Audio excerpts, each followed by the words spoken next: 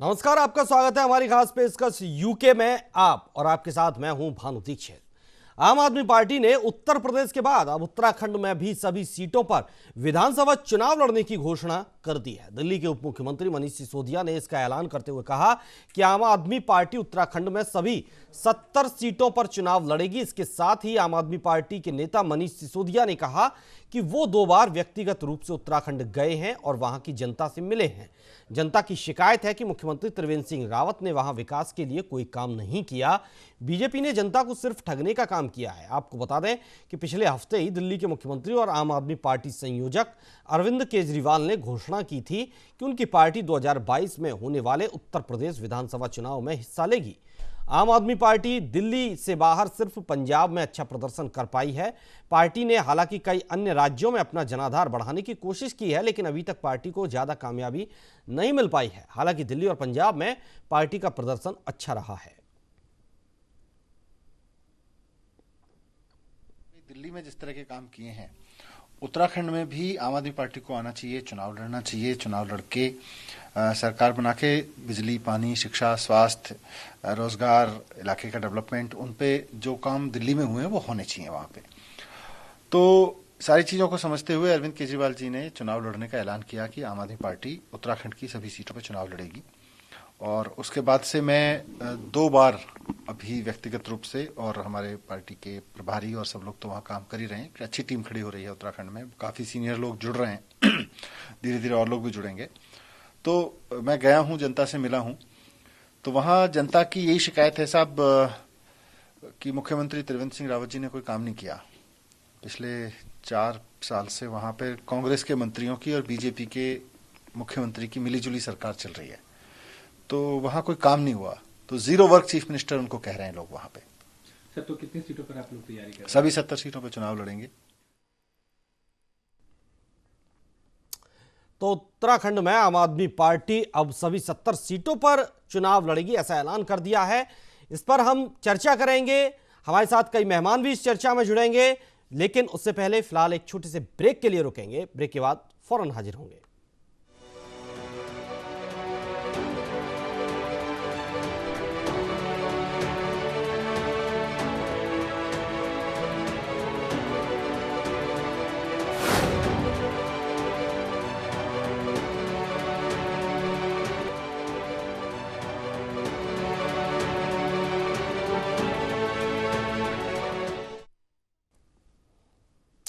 चलिए चर्चा को आगे बढ़ाते हैं। इसमें हमारे साथ इस वक्त जुड़ चुके हैं संजय भट्ट जी, आम आदमी पार्टी के प्रवक्ता हैं। बहुत बहुत स्वागत है संजय भट्ट जी आपका न्यूज इंडिया पर। इसके साथ ही राजनीतिक विश्लेषक अरविंद विद्रोही जी हमारे साथ जुड़ गए हैं। बहुत बहुत स्वागत अरविंद जी आपका।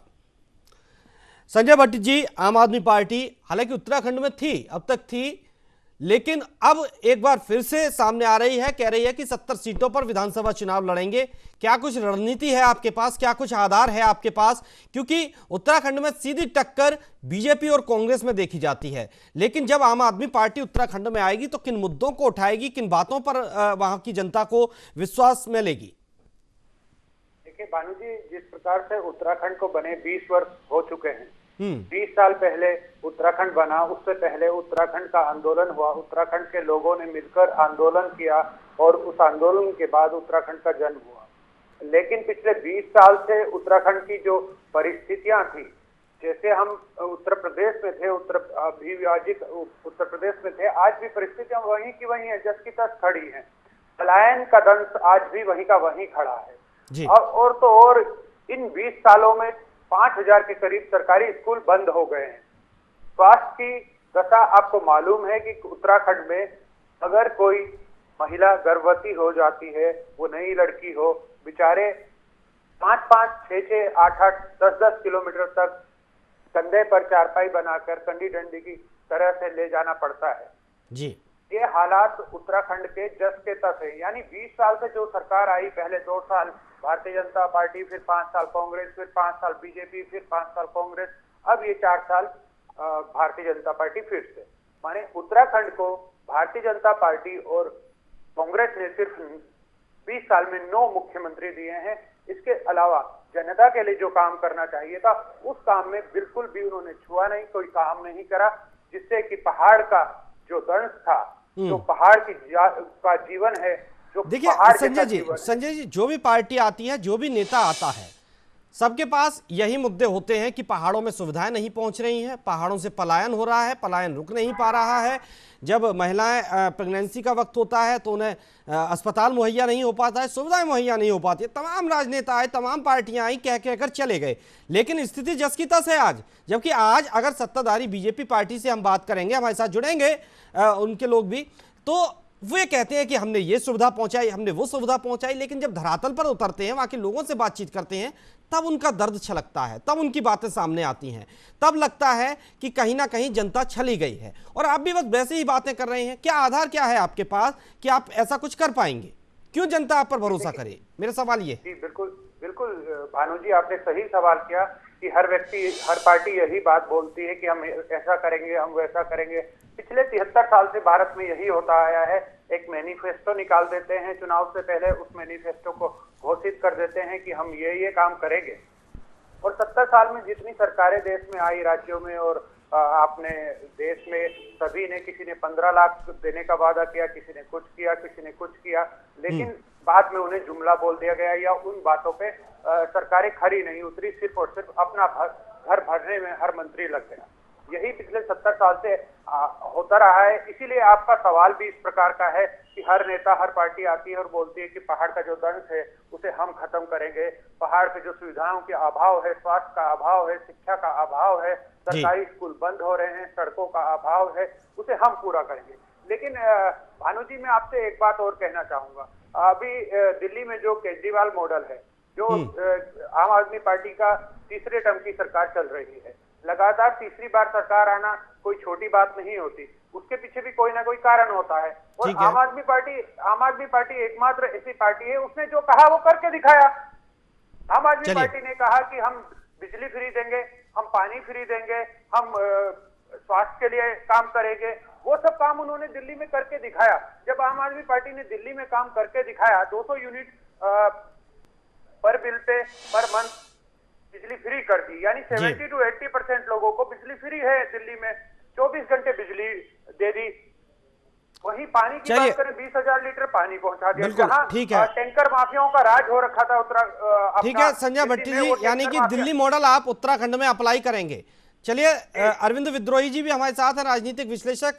अरविंद विद्रोही जी, क्या दिल्ली मॉडल से उत्तराखंड जीत पाएगी आम आदमी पार्टी? क्योंकि उत्तराखंड की परिस्थितियां बेहद अलग हैं, वहां पानी है, सब कुछ है, ठीक है, व्यवस्थाएं हैं, लेकिन जो पहाड़ों में जिस तरह की दिक्कतें आती हैं, क्या उन दिक्कतों को दूर कर पाएगी आम आदमी पार्टी, या अन्य पार्टियों की तरह ही इस बार भी जनता खुद को छला हुआ समझेगी? भानु जी, पहली बात तो दिल्ली में केजरीवाल जी का मॉडल जो है कहा जा रहा है, वो यथार्थ में क्या है, कितना सत्य है, उसकी भी एक तहकीकात खुद जो है स्वयं मैं कहूं या कोई और कहे उससे बेहतर जो है संजय जी को खुद उसको अपना डिबेट से अलग उसको सोचना चाहिए कि कितना वो सही कह रहे हैं, कितना गलत कह रहे हैं। उत्तराखंड निर्माण की बात अभी संजय जी ने की। उत्तराखंड निर्माण के आंदोलन में उत्तराखंड क्रांति दल अग्रणी भूमिका था। उत्तराखंड क्रांति दल को उत्तराखंड के ही निवासियों ने वो राजनीतिक मुकाम नहीं दिया, आज तक सत्ता नहीं सौंपी, बिल्कुल दरकिनार कर दिया है जी। दो केंद्रीय दल, सपा और बसपा भी वहां लड़ती है, लेकिन उनको भी नहीं, केवल भाजपा और कांग्रेस ही वहां सरकारें बनती बिगड़ती रही।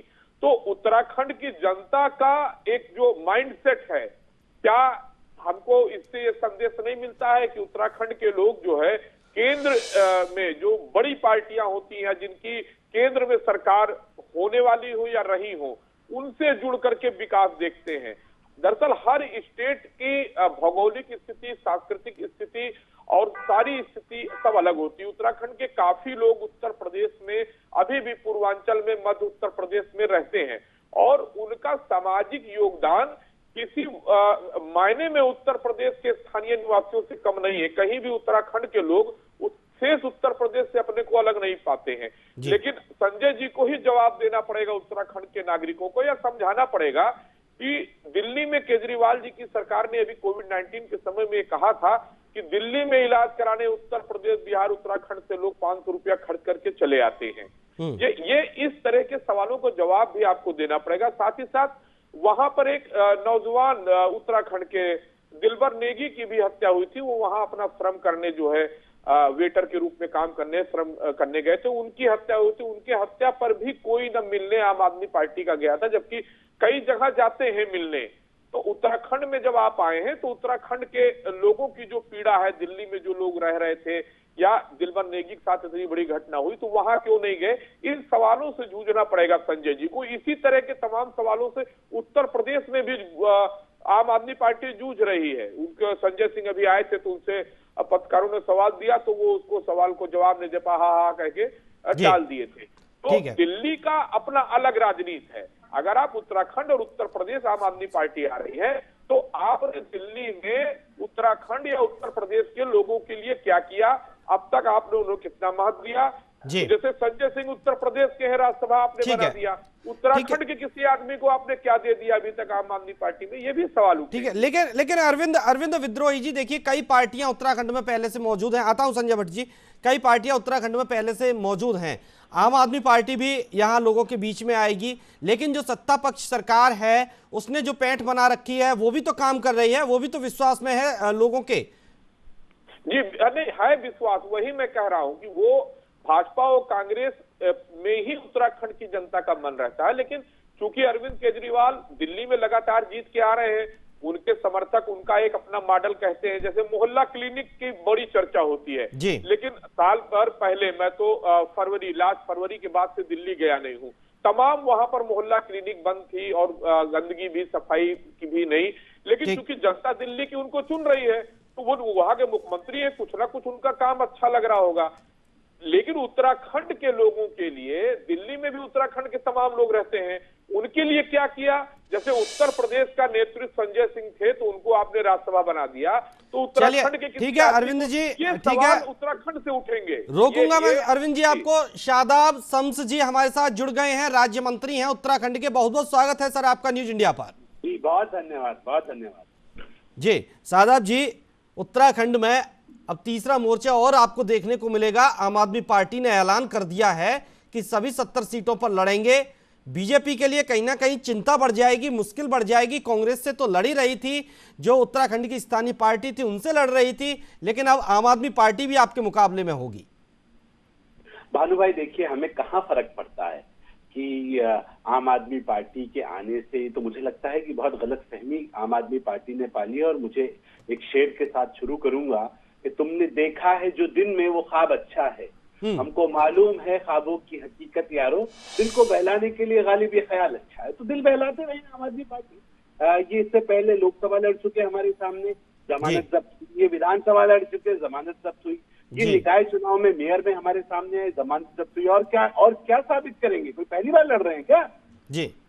और उत्तराखंड के लोग बेवकूफ नहीं है, उत्तराखंड के लोग पढ़ा लिखा समाज है और उत्तराखंड के लोग ये जानते हैं, उन्हें वो दर्द का एहसास है कि जब उत्तराखंड के लोग दिल्ली में इन्होंने इतना मजबूर कर दिया कोरोना काल में कि जब वो लोग पैदल अपने घरों से निकल गए, क्योंकि इनके पास देने के लिए राशन नहीं, इनके पास देने के लिए कोई सुविधाएं नहीं थी, वो गाड़ी के इंतजार में बस स्टैंड पे खड़े रहे कि हमें गाड़ियां दे दीजिए, हमें गाड़ियों के कम से कम जाने की व्यवस्था तो करा दीजिए। पैरों से खून बह रहा था, तब उत्तराखंड के लोगों की याद नहीं आई केजरीवाल जी को, आज याद आ रही है।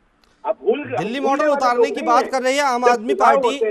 शादाब जी बात पूरी कर दूं, भानु भाई मैं बात पूरी कर दूं। मैं ये कह रहा हूँ, जब चुनाव होते हैं दिल्ली में आम आदमी पार्टी के, तो किसी उत्तराखंडी को टिकट नहीं दिया जाता। भूल जाए हम सब कुछ भूल जाएं। ऐसा क्या किया आपने जो भूल जाए? और ये जो आप ड्रामा कर रहे हो और ये दिखावा कर रहे हो, लाखों रुपए, करोड़ों रुपए बैनर पोस्टर पे जोदिया जी आ रहे हैं और अपना खर्च कर रहे हैं, तो कर सकते हैं, अधिकार है सर आपका। और लोकतंत्र में हम वेलकम करते हैं आपको, आप आइए, आपकी चैलेंज कर रहे हैं आपके चैनल पे, आपकी गलतफहमी को हम 2022 के चुनाव में दूर करें। ठीक है शादाब शम्स जी। संजय भट्ट जी भी हमारे साथ जुड़े हैं, आम आदमी पार्टी के प्रवक्ता हैं। शादाब शम्स ने संजय भट्ट जी चैलेंज कर दिया है, आप आइए, उत्तराखंड जीत कर दिखाइए। किन आधार पर जीतेंगे, कैसे जीतेंगे, तमाम आरोप भी आपके ऊपर लगा दिए गए हैं, क्या जवाब है आपके पास? जी बिल्कुल, देखिए आरोप लगाना उनका काम है, क्योंकि वो अपनी पार्टी के प्रवक्ता के रूप में बैठे हैं। दादा भाई हो तो वो आरोप लगाएंगे, ये उनका काम है। मैं सबसे पहले ये कहना चाहूंगा, क्योंकि अरविंद विद्रोही जी ने कहा कि दिल्ली में कोरोना के टाइम में ये काम कितना हुआ, मोहल्ला क्लिनिक का क्या हुआ। देखिए, दिल्ली के अंदर एक दिन में 98 हजार तक कोरोना के टेस्ट हुए हैं, एक दिन में 98। और दिल्ली में 10,000, एक हॉस्पिटल में 10-10 हजार लोगों को, कोरोना पीड़ितों को ठीक करने का रिकॉर्ड बना है पूरे देश में। ये काम दिल्ली में हुए हैं। जहां टेस्ट होंगे वहां ज्यादा लोग दिखाई देंगे कि आपको कोरोना हुआ है। हमारे उत्तराखंड में कितने टेस्ट होते हैं आप खुद जानते हैं, 500 टेस्ट रोज के, 800 टेस्ट रोज के, अब जाके कुछ थोड़ा सा ऊपर बढ़े हैं। तो ये चीजें जब आप टेस्ट ही नहीं करोगे तो किसी का कैसे पता चलेगा कि किसी को कोरोना है या नहीं है। और दूसरी बात, जहां तक विद्रोही जी ने कहा कि दिल्ली में क्या किया आम आदमी पार्टी ने उत्तराखंड वालों के लिए, तो भानु जी मैं आपके माध्यम से बताना चाहता हूं कि दिल्ली में गढ़वाली, कुमाऊनी और जौनसारी भाषा अकादमी बनाई है इस दिल्ली सरकार, आम आदमी पार्टी सरकार ने जी, जिसे उत्तराखंड बनाते हुए डरता है, वो दिल्ली सरकार ने बना रखी है। दूसरी बात, हमारा एक पर्व होता है उत्तरायणी। उत्तरायणी पर्व दिल्ली सरकार मनवाती है और दिल्ली की 65 विधानसभाओं में, अब 65 शुरुआत में एक जगह शुरू किया गया था, आज वो 65 विधानसभाओं में उत्तराखंड का उत्तरायणी पर्व मनाया जाता है। तो अगर ये कोई कहता है कि दिल्ली सरकार उत्तराखंड या उत्तराखंड की संस्कृति, उत्तराखंड की भाषा, उत्तराखंड के लोगों के बारे में नहीं सोचती, तो ये उनकी सोच हो सकती है। लेकिन जो सच्चाई है वो सच्चाई आप संजय भट्टी जी, ठीक है संजय भट्टी जी, आप तमाम बातें गिनवा रहे हैं, ठीक है, आपने उत्तराखंड के मुद्दे भी मुझे बताए। जी भानु जी, मैं अपनी बात पूरी कर लूं क्या? जी जी धन्यवाद। भानु जी, अभी साधक संत भाई जो राज्य मंत्री हैं दर्जा प्राप्त, उन्होंने भी कहा कि हम चैलेंज करते हैं। तो देखिए, आज ही माननीय मंत्री जो वरिष्ठ मंत्री है और भारतीय जनता पार्टी की सरकार जो उत्तराखंड सरकार है उसके प्रवक्ता भी हैं मदन कौशिक जी, उन्होंने कहा कि जब मनीष सिसोदिया जी उत्तराखंड आए तो मनीष सिसोदिया जी ने कहा 5 काम आप गिनवा दीजिए जो आपने शिक्षा में किए हो, स्वास्थ्य में किए हो, जनता को जिससे लाभ पहुंचा हो। तो आज उन्होंने चैलेंज स्वीकार किया है मनीष सिसोदिया जी का, माननीय मंत्री मदन कौशिक जी ने, कि 5 नहीं हम 100 काम गिनवाएंगे। तो मनीष सिसोदिया जी ने बोल दिया है कि आप बता दीजिए समय और दिनांक, किस दिन कहां पर बहस होनी, चर्चा होनी है। और मनीष सिसोदिया जी ने उनका स्वीकार किया है और मनीष सिसोदिया जी आने को तैयार है। अब बात जाती है माननीय मंत्री मदन कौशिक जी पर कि वो दिनांक और समय बता दें। मनीष सिसोदिया जी आ जाएंगे, आके बात कर लेंगे, बताइए कौन से 5 काम आपने उत्तराखंड की सरकार ने, त्रिवेंद्र सरकार ने किया है। असल में त्रिवेंद्र सरकार कहती है कि हम जीरो टॉलरेंस सरकार है, लेकिन आप देखते हैं कि रोज हर हफ्ते एक नया घोटाला खुल के सामने आ जाता है। तो ये जीरो टॉलरेंस सरकार नहीं है, ये नो वर्क सरकार है, जीरो वर्क सरकार है, जीरो वर्क सरकार है त्रिवेंद्र सरकार। चलिए ठीक है शादाब जी, जिस तरह से बात कोरोना की हो रही है कि दिल्ली में कोरोना को लेकर क्या हुआ, लेकिन मैं आज ही की ताजा खबर आपके उत्तराखंड की बता दूं। लक्सर में कई लोगों ने आज विरोध प्रदर्शन किया है, कई युवाओं ने विरोध प्रदर्शन किया है। और वो प्रदर्शन क्यों किया है, बड़ी अजीब बात है। जिस कोरोना की रिपोर्ट 24 घंटे में आ जाती है, वहां के लोग आरोप लगा रहे हैं कि 20 से 25 दिन में कोरोना की रिपोर्ट आ पाती है। अब बताइए, हमें सेना की भर्ती में जाना है तो क्या 20 से 25 दिन इंतजार करेंगे अपनी रिपोर्ट का? सेना की भर्ती 30-31 तारीख को है, वहां पर हमें भर्ती में शामिल होना है, वहां पर अपना इंटरव्यू देना है, टेस्ट देना है, और हम इंतजार कर रहे हैं कोरोना की रिपोर्ट का। 25 दिन बाद अगर कोरोना की रिपोर्ट आती है तो कैसे उस रिपोर्ट पर विश्वास कर लिया जाए? 25 दिन में क्या दोबारा कोरोना नहीं हो पाएगा? आप बताइए, ये स्थिति है उत्तराखंड में।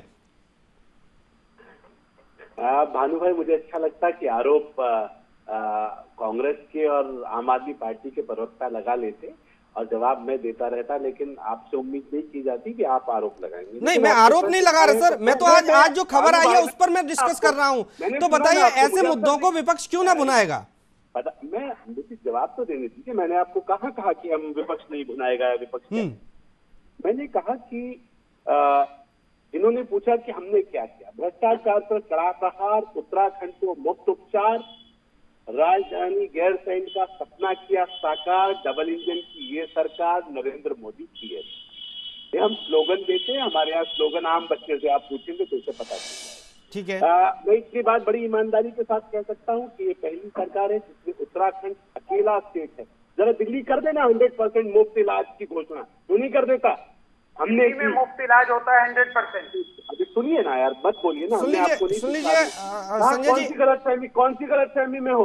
कौन कह रहा है कि 100% मुफ्त इलाज होता है? अगर नहीं हो रहा होगा तो बताइए क्या हारेंगे आप? दिल्ली में फ्री इलाज है, दिल्ली सरकार। अरे मत बोलिए ना, मत बोलिए ना, ऐसी बात बोलेंगे देख रहे हैं लोग, हंसेंगे आपकी बातों पे, हंसेंगे आपकी बातों पे। गुमराह मत कीजिए, तथ्यात्मक बात कर रहे हैं, गुमराह के अलावा के बात नहीं कर रहे हैं, तथ्यात्मक बात की जा रही है। मत रखो, मोहल्ला क्लिनिक हर मोहल्ले गली में खुले हैं और उत्तराखंड अरे भाई बस में अनुज डिलीवरी होती है, डिलीवरी होती है। अनु भाई, संजय भट्टी जी ठीक है, संजय भट्टी जी सुन लीजिए, अगर आरोप लगा रहे हैं तो शम्स जी से पूछिए ना किस आधार पर आरोप लगा रहे हैं। अगर आपके पास जवाब है दीजिएगा, लेकिन उनका आधार भी तो सुन लीजिए। मैं ये कह रहा हूं कि उत्तराखंड पहला स्टेट है, आप डाल के देख सकते हैं, गूगल पे किसी से पूछ सकते हैं, गलतफहमी दूर हो जाएगी। जिसने अपने पैदा होते हुए बच्चे को भी 5 साल का लाइफ इंश्योरेंस उसके परिवार से, ये अपने आप में बताता है कि मेरी सरकार कितनी ईमानदार है और वो कितना सोच रही है। मेरे पहाड़ मूल के लोग जो दिल्ली में पड़े हैं, अगर ये लिख के दे दें, आज कह दीजिए, सिसोदिया जी से कहला दीजिए कि उत्तराखंड के हर व्यक्ति को, जो भी उत्तराखंडी दिल्ली में रहता है, उसे मुफ्त इलाज की दिल्ली सरकार घोषणा करती है, तो हम भी इनका वेलकम करने के लिए तैयार हैं। झूठ मत बोलिए ना, किसका बेवकूफ बना रहे? सिर्फ आपके कहने से थोड़ी हो जाएगा कि आप कहेंगे और लोग गुमराह हो जाएंगे। तो झूठ के ऊपर राजनीति कम से कम मत कीजिए। दूसरी बार मैंने एक बात और कही कि इन्होंने कहा कि ये बड़ा काम कर दिया दिल्ली ने, हमारी कुमाऊनी भाषा और गढ़वाली भाषा। अरे हम तो जीते हैं साहब, आप तो ये कह रहे हैं कि जैसे हमने किसी के, विदेशों ने हमारे किसी काम को मान लिया और हमने किसी की बात को मान लिया तो समझेंगे बहुत कुछ कर दिया। हमें यहाँ जलियांवाला बाग और दूसरी दिल्ली नहीं बनवानी। हम उत्तराखंडी हैं, देवभूमि है, हमें देवभूमि में रहने दीजिए। ये जो आपने गंदगी वहां बचाई, हम सब लोगों ने देखा कैसे शाहीन बाग जलियांवाला बाग बना। हमने एक एक हरकत आपकी देखी और हमको बिल्कुल यहाँ दिल्ली मॉडल बर्दाश्त नहीं है। और रही बात कांग्रेस की, कांग्रेस क्या करे, एनसीपी क्या करे और आम आदमी पार्टी क्या करे, आप अपने आप में सेकंड थर्ड की लड़ाई लड़ लीजिए, इससे कोई फर्क नहीं है। आप कहीं से कहीं तक उत्तराखंड की ठीक है शादाब जी है। आपके चुनाव में मैं चैलेंज दे रहा हूं आपको, चुनाव में बाकी तो बातें होती रहेंगी, एक चुनाव में निकाय चुनाव आपकी परफॉर्मेंस, डीजीपी पूर्व डीजीपी भट्टाचार्य जी चुनाव लड़ी, जमानत जब्त, हमारे एक बहुत बढ़िया काबिल नेता, जिन्होंने लात मार दिया आम आदमी पार्टी को, मैं उनका बड़ा सम्मान करता हूं, अनूप नौटियाल, वाकई ईमानदार चेहरा, उन्होंने चुनाव लड़ा, उनसे बेहतर चुनाव आम आदमी पार्टी नहीं कर सकती। आज वो भी आम आदमी पार्टी को छोड़ के किनारे बैठे हैं और मुझे लगता है आम आदमी पार्टी के साथ जो लोग ईमानदारी के साथ लड़ाई लड़ रहे थे, उन लोगों के साथ विश्वासघात किया। कहाँ है कुमार विश्वास, जरा बताइए, कहाँ है कुमार विश्वास, जरा बताइए, कहाँ है योगेंद्र यादव, जरा बताइए, कहाँ है एडवोकेट साहब, जरा बताइए। अरे सबको निपटाते आप, अपनों को निपटाने से आपको फुर्सत मिले तो आप काम करें। चलिए ठीक है शादाब जी, ठीक है शादाब जी, अब जवाब ले लेते हैं। संजय भट्टी जी, तमाम आरोप लग गए। देखिए बीजेपी ने ऑल वेदर रोड बनवाए, वहां की सड़कों को अच्छा करवाया, लोगों को यात्राओं में सुलभता हो रही है, गैरसैंण को राजधानी बना दिया, तमाम कार्य करवाए हैं, तमाम उद्योगपति यहाँ आ रहे हैं व्यापार के लिए, तमाम फिल्म सिटी के लोग यहाँ पर आ रहे हैं फिल्म शूटिंग करने के लिए। क्या ये काम दिखाई नहीं देते आम आदमी पार्टी को? देखिए सबसे पहली बात तो ये है कि जो शादाब भाई ने आरोप लगाए, आरोप प्रत्यारोप लगाए हैं, और शादाब भाई ने जो कहा है कि जिस प्रकार से वो कह रहे हैं कि कुमार विश्वास जी के नाम लिया और सब लोगों का नाम लिया, ये बातें मैं भी कह सकता हूँ कि कहाँ है उत्तराखंड में जो नारा दिया गया था, खंडूरी है जरूरी, कहाँ है खंडूरी जी? किसने साफ किया खंडूरी जी को? खंडूरी जी को किसने साफ किया? किसने उनका सांसद का टिकट काटा? कहाँ है अडवाणी जी जिन्होंने भारतीय जनता पार्टी खड़ी करी? वो मुरली मनोहर जोशी कहाँ है? ये कहने वाली बात मैं भी कह सकता हूँ, इसमें कहने में कोई दिक्कत नहीं है, लेकिन सच्चाई ये है कि जो व्यक्ति पार्टी के साथ जुड़ा होगा वो पार्टी के साथ रहेगा, जो पार्टी के साथ नहीं जुड़ा होगा पार्टी के साथ है वो। माननीय खंडूरी जी हमारे साथ हैं, लाल कृष्ण अडवाणी जी हमारे माननीय खंडूरी जी को आप बताइए, योगेंद्र यादव नहीं भेजा, आपने उनका टिकट काट दिया, आपने माननीय खंडूरी जी का टिकट काट दिया, उन्हें सांसद नहीं बनाया, उनकी बेटी हमारी प्रदेश की अध्यक्षा है जरूरी, ऋतु खंडूरी हमारी विधायक है, प्रदेश की अध्यक्षा है, पता नहीं है, झूठ मत बोलिए ना। आप झूठ बोलते हैं, आपको या तो जानकारी नहीं रहती या सिर्फ झूठे आरोप लगा। संजय भाई, अच्छा, तो आप कह रहे हैं कि मैं आपका बड़ा सम्मान करता हूं। क्या नहीं, खंडूरी जी सांसद है क्या? क्या भारतीय जनता पार्टी ने खंडूरी जी का सांसद का टिकट नहीं काटा क्या? चलिए ठीक है शादाब जी, रोकूंगा। संजय भट्टी जी, मैं आपको यहाँ रोकना चाहूंगा। फिलहाल एक छोटे से ब्रेक के लिए यहाँ रुकेंगे, ब्रेक के बाद हम फौरन लौटेंगे, चर्चा को आगे बढ़ाएंगे। फिलहाल वक्त हो चला एक छोटे से ब्रेक का।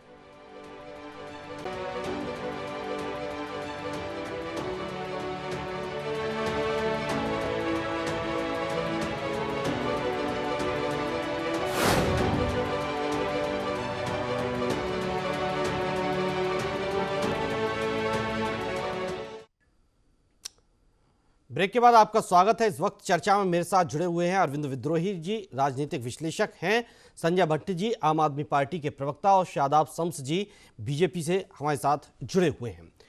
राज्य मंत्री हैं उत्तराखंड के शादाब शम्स जी। चलिए अरविंद विद्रोही जी, बहुत देर से आप सुन रहे हैं दोनों पक्षों की बातों को, दोनों तरफ की बातों को, आरोप प्रत्यारोप को भी आप दोनों तरफ से सुन रहे हैं। एक दूसरे को चैलेंज किया जा रहा है कि आपके यहाँ ये नहीं है, वो कह रहे हैं आपके यहाँ ये नहीं है, तमाम आरोप लग रहे हैं। लेकिन क्या उत्तराखंड में अगर तीसरा मोर्चा आता है तो पार्टियों पर कुछ असर पड़ेगा?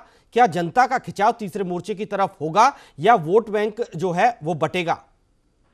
देखिए, ये स्वाभाविक है भानु जी की राजनीतिक दल आरोप प्रत्यारोप करे, खासकर सत्ताधारी दल को जो है विपक्ष के प्रहार ज्यादा झेलने पड़ते हैं और तीखे प्रहार झेलने पड़ते हैं। बिल्कुल।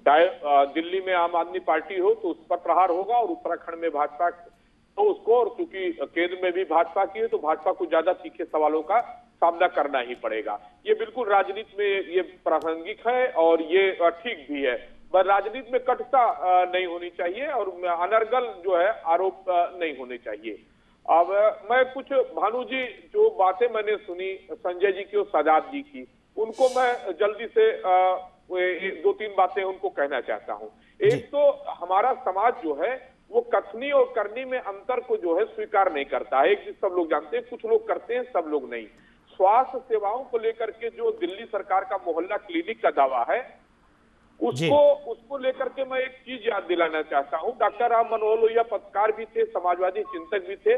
जब उनकी तबीयत खराब हुई तो दिल्ली में सिविल हॉस्पिटल में एडमिट हुए थे, और तमाम देश के बड़े लोगों ने उनसे कहा था कि आप विदेश में इलाज कराइए, तो उन्होंने कहा नहीं, हम यहीं पर हिंदुस्तान में इलाज कराएंगे, दिल्ली में सिविल हॉस्पिटल में। फिर उन्होंने कहा था कि काश कोई यहाँ पर सरकारी अस्पतालों की स्थिति सुधरे और यहीं पर हम ठीक हो, और काश अगर हो, ये भी हो सकता है कि कोई बड़ा आदमी कभी सरकारी अस्पताल में मरे तो सरकारी अस्पताल की दशा सुधरे। और बहुत दुख की बात थी कि डॉक्टर राम मनोहर लोहिया उसी बीमारी में काल गौलित हो गए थे, मर गए थे। अब मैं उसको जोड़ रहा हूं सीधा मोहल्ला क्लिनिक से अरविंद केजरीवाल जी की सरकार के दावे पर। मोहल्ला क्लिनिक बहुत बढ़िया है, संजय भाई ने भी कहा, तमाम लोग कहते हैं। तो मोहल्ला क्लिनिक में अपना इलाज कराने के बजाय अरविंद केजरीवाल जी बेंगलोर इलाज कराने क्यों गए थे? ये इस सवाल का जवाब अनुत्तरित है, वो ले लीजिएगा। दूसरा, कोविड-19 के संकट काल के दौर में मुझे एक प्रेस कॉन्फ्रेंस मैंने सुनी थी अरविंद केजरीवाल जी की, फिर मनीष सिसोदिया जी की। उन्होंने यहां तक कह दिया था कि ये संक्रमण बढ़ता जाएगा और 5 लाख तक पहुंच जाएगा। उसके बाद सबको याद होना चाहिए कि देश के गृह मंत्री अमित शाह जी, मैं उनको देश का गृह मंत्री मान रहा हूं, भारतीय जनता पार्टी के नेता वो है, वो अलग बात है, लेकिन देश के गृह मंत्री ने सीधा मोर्चा संभाला था और सारे अस्पतालों से, प्राइवेट अस्पतालों, सरकारी, तो सबकी मॉनिटरिंग की थी। खुद अरविंद केजरीवाल जी उनके साथ मीटिंग में, मॉनिटरिंग में रहते थे, अस्पतालों का दौरा किया। उसके बाद उन्होंने इंस्ट्रक्शन दिए कि कैसे कैसे रैपिड टेस्ट होना है, कैसे क्या होना है, और वो रैपिड टेस्ट पूरा नजीर बना पूरे देश की सारी सरकारों को। फिर गृह मंत्रालय और स्वास्थ्य मंत्रालय की संयुक्त टीम ने मॉनिटरिंग के लिए किया। पूरा ये वैश्विक संकट कोविड-19 था, इसको संभालने की जिम्मेदारी सरकार की और समाज की संयुक्त रूप से थी, पूरा भरपूर किया। फिर मैं उत्तराखंड के सवाल पर आता हूं जो आपस में हुआ। शादाब जी ने कहा कि हमारे लोग वहां परेशान थे, आपने मदद नहीं किया आम आदमी पार्टी को। उस समय मुझे उत्तराखंड की एक बेटी नेहा जोशी याद आ रही है, जो भाजपा की नेता भी हैं। उन्होंने ट्विटर पर उस समय एक अभियान चला रखा था कि उत्तराखंड के जितने भी लोग हैं वो बतावें तो उनकी उत्तराखंड में ही मदद हो, यहाँ हो। और उसी बीच में एक बहुत अच्छा वाकया हुआ था बिहार की राजनीति में। लालू प्रसाद जी के जो बेटे हैं तेजस्वी और तेज प्रताप जी, उन्होंने कुछ बिहार के लोगों की भी जो फंसे होने की सूचना दी थी, और बिल्कुल सबको मालूम है कि विपरीत जो है राजनीतिक धुर विरोधी है दोनों लोगों की विचारधारा, लेकिन उस पर नेहा जोशी ने और उनकी टीम ने, सब लोगों ने मदद की थी। बिहार के लोगों की और तमाम उत्तर प्रदेश के लोगों की मदद हुई थी, सेवा भाव से हुआ था। उसको फिर तेजस्वी और तेज प्रताप जी ने भी बधाई दिया, सब लोगों ने। तो कम से कम स्वास्थ्य सेवाओं पर हमको आपको दिल बड़ा करके बात करनी चाहिए। सब लोग, पूरा देश एक है, उत्तराखंड देवभूमि है, दिल्ली भी सारे लोगों की इंटरेस्ट सबकी है, उत्तर प्रदेश भी सबका है। तो मोहल्ला क्लिनिक पर मैं फिर लौट रहा हूं कि मोहल्ला क्लिनिक इतनी बढ़िया थी तो अरविंद केजरीवाल जी वहां इलाज क्यों नहीं कराए? दूसरा, ठीक है, ये भानु जी बस 10 सेकेंड, दूसरा, उत्तर प्रदेश और बिहार और बाहर राज्य के लोग 500 रुपया दे करके दिल्ली में इलाज कराने चले आते हैं। इस पर माफी कब मांगेंगे अरविंद केजरीवाल? देश की जनता माफी मांगना चाहे, आप माफी मांगिए। आपने शीला दीक्षित को दस्तावेज कहा था कि उन्होंने 300 पन्ने का आपके पास है, विकास की पर्याय थी शीला दीक्षित, आप एक पन्ना नहीं दे पाए, झूठ का पुलिंदा आप लेके घूम रहे हैं। तो ये 2-3 सवाल राजनीति के विश्लेषक के रूप में मेरे हैं। ठीक है अरविंद जी, आपके सवाल हैं, जवाब देंगे संजय भट्ट जी, उनसे जवाब लेंगे, लेकिन उससे पहले शम्स जी। भानु जी, मैं बहुत धन्यवाद दूंगा अरविंद विद्रोही जी का कि उन्होंने बड़ी ईमानदारी के साथ आईना दिखा दिया। और उन्हीं के सवालों के साथ एक सवाल मैं और जोड़ रहा हूँ। मैं कह रहा हूँ डिफरेंस देखिए, यही आपके चैनल पे दूध का दूध पानी का पानी हो जाता है। अरविंद केजरीवाल जी अपना इलाज कराने कहां जाते हैं, और उत्तराखंड के मुख्यमंत्री को और उसके परिवार को जब कोरोना हो जाता है तो माननीय त्रिवेंद्र सिंह रावत और उनकी बेटी गाड़ी चला के आती है कि ड्राइवर को भी कहीं कोरोना ना हो जाए, अपने माँ बाप को साथ लेके आती है और देहरादून के सरकारी दून अस्पताल में अपना इलाज कराती है। ये फर्क है जो दिखाई दे रहा है, ये फर्क है जो लोग कह रहे हैं। राजनीति में जानता हूँ संजय भाई की मजबूरी है, वो मेरे बहुत अच्छे मित्र हैं, उनकी मजबूरी है कि वो हमारी तारीफ करके तो अब राजनीति में आएंगे नहीं चुनाव में। वो ये तो नहीं कह सकते कि बहुत अच्छा काम त्रिवेंद्र सरकार कर रही है और हम फिर भी उनके खिलाफ चुनाव लड़ेंगे। तो राजनीति में इतना होता है, एक दूसरे के खिलाफ ही आपको उतरना होता है। आप इस बात को कह के उतरेंगे, उसके लिए मोस्ट वेलकम, उसमें कोई दिक्कत नहीं, लेकिन झूठ की राजनीति मत। चलिए ठीक है, जवाब ले लेते हैं संजय भट्ट जी, तमाम आरोप लग रहे हैं। मैं 1 मिनट में अपनी बात को पूरा कर रहा था जी। मैं इसमें सिर्फ इतनी बात कह रहा था कि जो बातें की जा रही है आज, आप उत्तराखंड में जो कोरोना का काल गया, इस पूरे कोरोना काल में एक बहुत इंपॉर्टेंट बात देखने के लिए आई कि लोगों ने हमारे IAS, PCS, DM, SSP को बुके दिए, शुक्रिया अदा किया। कांग्रेस के नेताओं ने भी, आम आदमी पार्टी के नेताओं ने बड़ी ईमानदारी के साथ, और सब लोगों ने ये कहा कि इस सरकार में हमारे अधिकारियों ने बड़ी ईमानदारी के साथ। अरे भाई, अधिकारियों का मुखिया कौन? मुख्यमंत्री ना। तो आप नीचे वाले की तारीफ करें और मेरे मुख्यमंत्री की तारीफ में 2 शब्द कहते हुए आपको दिक्कत हो रही है, ये राजनीति नहीं है तो और क्या। चलिए ठीक है, ठीक है, ये सरकार, ठीक है शादाब जी, ठीक है, वक्त की कमी है मेरे पास। ठीक है शादाब जी, आता हूं मैं, वक्त की कमी है, जवाब ले लेते हैं संजय भट्ट जी। किस तरह से इन बातों को, इन आरोपों को बदलाव करेंगे आप, किस तरह से इन आरोपों का जवाब देंगे? क्योंकि देखिए, अरविंद केजरीवाल ने तब भी कहा था कि दिल्ली में बाहरी लोग बहुत इलाज करवाने आते हैं, तो उसमें उत्तराखंड के भी लोग थे। जी भानु जी, मैं बोल लूं? जी भानु जी, देखिए दिल्ली में क्योंकि अच्छा इलाज दिया गया और दिल्ली में 98 हजार तक एक दिन में कोरोना के टेस्ट हुए हैं। दिल्ली की और उत्तराखंड की जनसंख्या में बहुत ज्यादा फर्क नहीं है, वहाँ 2 करोड़ है, यहाँ 1.25 करोड़ है, बहुत ज्यादा फर्क नहीं है। लेकिन दिल्ली में 98 हजार एक दिन में कोरोना टेस्ट हुए और हमारे उत्तराखंड में 500 टेस्ट, 700 से 1700 टेस्ट, ये हालत थी हमारे उत्तराखंड की। यानी हमारे पास सुविधाओं की कमी थी। संजय भाई, एलए भी तो आपने दिया, आपके मुख्यमंत्री तो घर में बैठ गए थे। हमारे मुख्यमंत्रियों पे आप आरोप लगा रहे थे कि मुख्यमंत्री आइसोलेशन में है, बाहर कम निकल रहे हैं। अरे हमने संजीव जी दिखाई, मैं आपके बीच में सादाब भाई नहीं बोला, मैं आपकी बात का जवाब दे दूं, आपके बीच में बिल्कुल नहीं बोला। बिल्कुल आइए, बिल्कुल आइए। तारीफ मैं यही कह रहा हूँ, देखिए ये टेस्ट का अंतर था, असल में नीयत की बात है।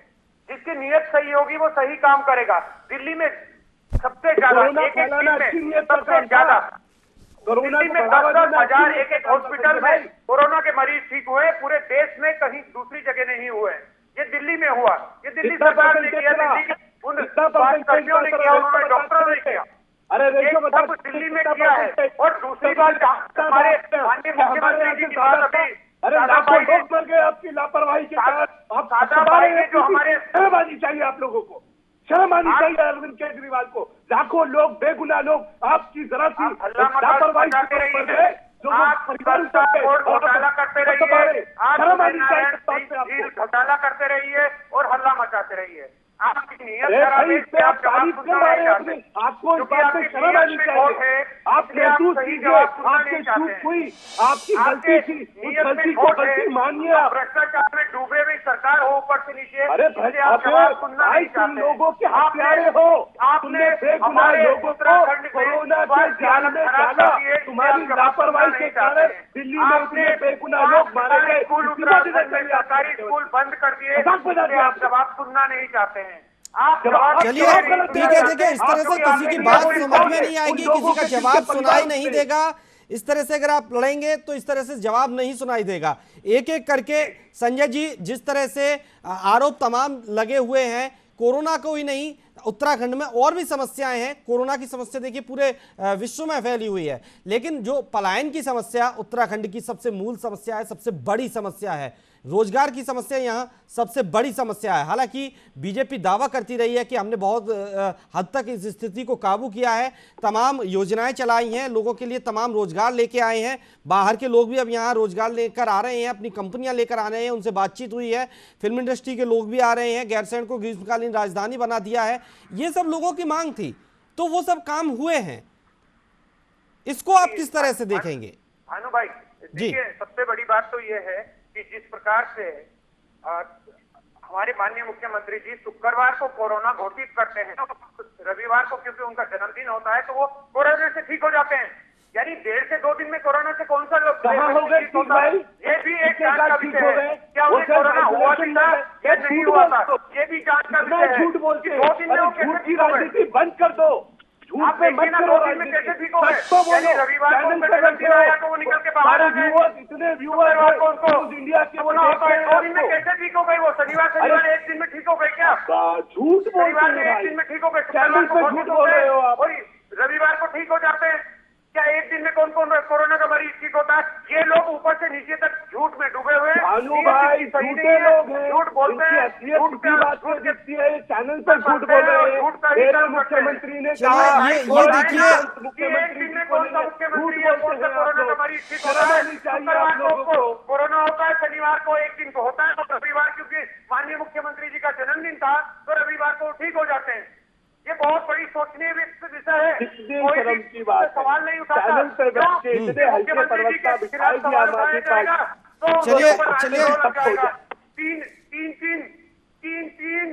ठीक है, पत्रकार बंधुओं पर राजद्रोह लगा के उन्हें जेल भेजा जा चुका है त्रिवेंद्र सरकार में।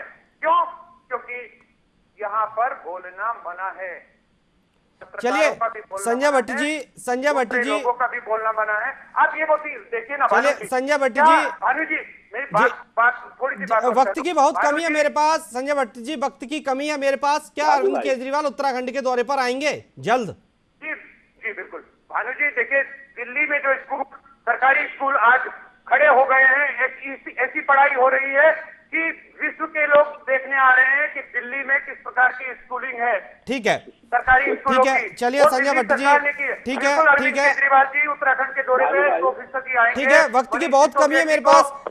शादाब समझी 30 सेकंड में, शादाब समझी 30 सेकंड में अपनी बात रखिए। संजय भट्ट जी सुन लीजिए। अब मैं भानु भाई में सिर्फ इतना कहूंगा, ये स्कूल की बात कर रहे हैं, मैं कह रहा हूँ तो झूठ की यूनिवर्सिटी के वाइस प्रिंसिपल हैं आम आदमी पार्टी के नेता। ये सामने बैठे बैठे झूठ बोल रहे हैं। मेरे मुख्यमंत्री को कोरोना हुआ, उन्होंने पहले दिन बताया कि भाई कोरोना हुआ है, बिल्कुल कमाल हो गया भाई।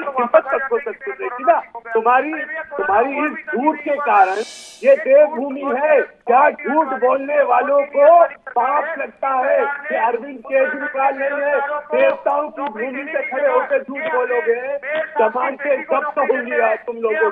चिंता मत करो, कितना झूठ बोलो, या महाराष्ट्र देवता है, यहाँ इंसाफ की देवी देवता रहते, तुम्हारा इंतजाम कर देंगे।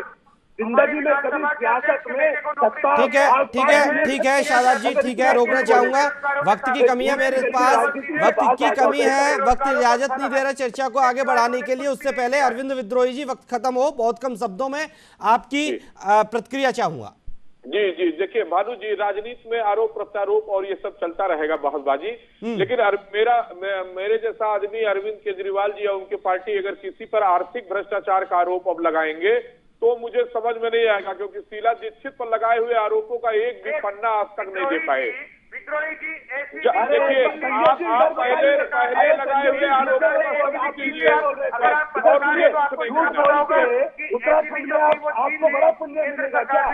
झूठ की राजनीति करेंगे, झूठ की राजनीति करेंगे उत्तराखंड में। अरे चलिए ठीक है, वक्त नहीं है मेरे पास, इजाजत नहीं दे रहा वक्त अब आगे बढ़ने के लिए। मैं आप सभी मेहमानों को रोकना चाहूंगा, ठीक है, आप सभी मेहमानों को रोकना चाहूंगा और बहुत बहुत शुक्रिया कहूंगा आपसे, आप हमारे साथ जुड़े, अपना कीमती वक्त आपने दिया। बहुत बहुत शुक्रिया संजय जी, बहुत बहुत शुक्रिया शादाब जी और अरविंद जी, बहुत बहुत धन्यवाद। तो यूके में आम आदमी पार्टी अब 70 विधानसभा सीटों पर चुनाव लड़ेगी, लेकिन किस तरह से वो जनता का विश्वास जीत पाएगी, यह भी एक बड़ी चुनौती आम आदमी पार्टी के सामने होगी।